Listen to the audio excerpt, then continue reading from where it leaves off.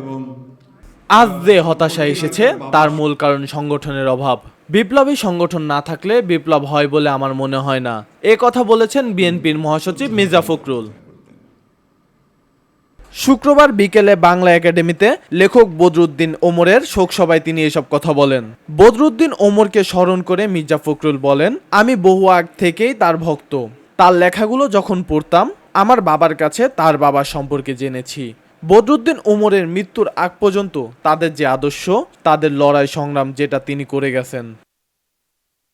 কথাগুলো থেকেই যে সংগঠন সংগঠন সংগঠন, আমার মনে হয় ব্যক্তিগত ধারণা থেকে বিপ্লব তখনই সফল হয় যখন সংগঠন থাকে।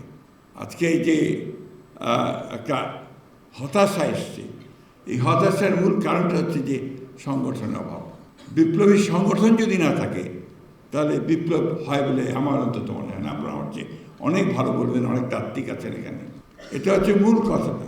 তো সেই সংগঠনকে গড়ে তুলতে হলে আমার মনে হয় যে আজকের যারা বিপ্লব করতে চান, সমাজ বদলাতে চান, যারা সাধারণ মানুষের অবস্থার পরিবর্তন করতে চান, তাদেরকে অবশ্যই সেই সংগঠনকে শক্তিশালী করতে হবে, আরও মজবুত করতে হবে এবং একেবারেই বদরুদ্দিন ওমর সাহেবের ভাষায় মানুষের কাছে চলে যেতে হবে।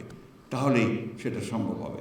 আমাকে আমন্ত্রণ জানানোর আমি আবার আপনাকে ধন্যবাদ জানাচ্ছি। তিনি বলেন, বর্তমান সময়ে যারা রাজনীতি করছেন তারা বদরুদ্দিন ওমরের কাছে অনেক ছোট। তিনি কখনো কম্প্রোমাইজ করেননি। আজ যারা নতুন প্রজন্মের, তারা বদরুদ্দিন ওমরের কাছ থেকে কতটুকু নিতে পেরেছে আমার জানা নেই। বিপ্লব তখনই সফল হয় যখন সংগঠন থাকে। রিজভী রহমান, ভিওডি বাংলা, ঢাকা।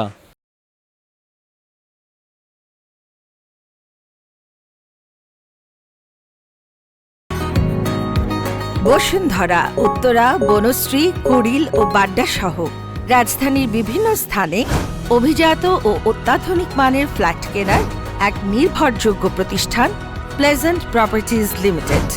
তাই আপনার স্বপ্নের আবাসনের জন্য আজই যোগাযোগ করুন। Pleasant properties limited, where destiny matches eventually.